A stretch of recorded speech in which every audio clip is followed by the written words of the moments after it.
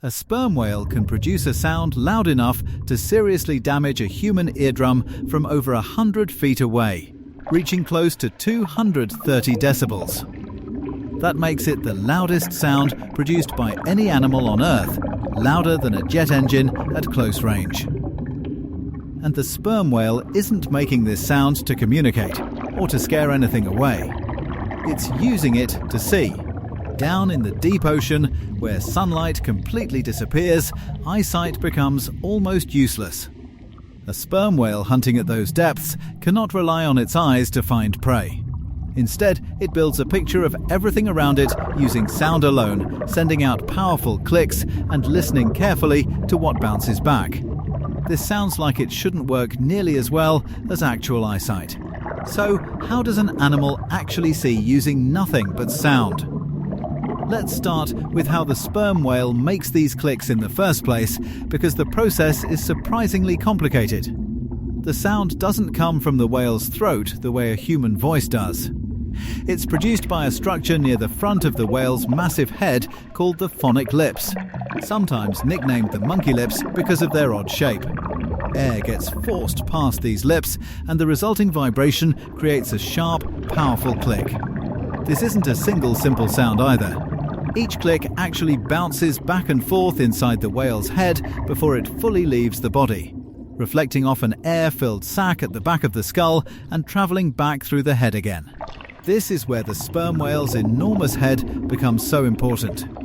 A huge portion of that head is taken up by a structure called the spermaceti organ, filled with a large amount of special waxy oil. As the click travels forward through this oil-filled structure, it gets focused, almost the same way a lens focuses light in a camera or a telescope.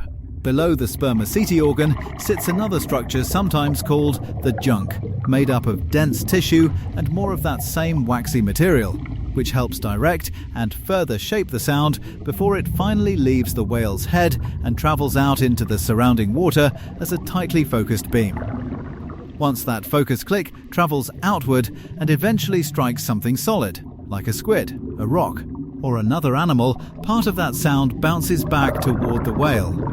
The whale picks up this returning echo through its lower jaw, which is filled with a special fat-based tissue that conducts sound extremely well.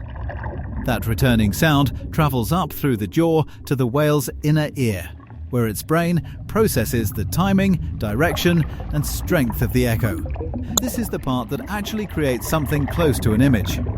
By sending out click after click and carefully analysing how each one bounces back, a sperm whale can build up a detailed picture of its surroundings, including the size, shape, distance, and even some texture information about an object, all without any light involved at all.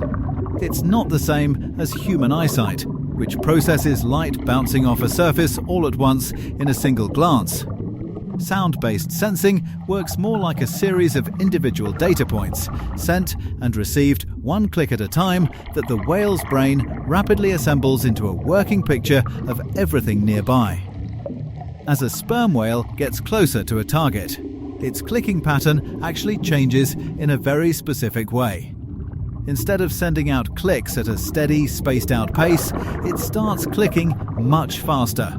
So fast that the individual clicks blur together into a continuous buzzing sound. This rapid burst is sometimes called a creak, and it happens during the final moment of an attack when the whale needs extremely detailed, constantly updated information about exactly where its prey is moving in order to catch it. This same basic strategy, switching from slow, spaced-out clicks during search mode to a rapid buzz during final attack, is also seen in bats hunting insects using their own version of echolocation, even though bats and whales are only very distantly related and evolved this ability completely separately from one another. This raises an interesting question about just how much detail a sperm whale can actually pick up using this method. Sound moves through water much faster and more efficiently than it moves through air, which means underwater echolocation can work extremely well over surprisingly long distances. Researchers studying sperm whale hunting behavior believe these whales may be able to detect and begin tracking potential prey from well over 100 feet away, long before that prey would ever be visible even in decent lighting conditions, let alone in the complete darkness of the deep ocean. There's also a cost to running a system this powerful. Producing sound this loud and this precise requires a huge amount of specialized anatomy, most of it packed into that enormous head, which makes up close to 1/3 of the whale's entire body length. This is a significant biological investment, but it makes sense given what that investment provides.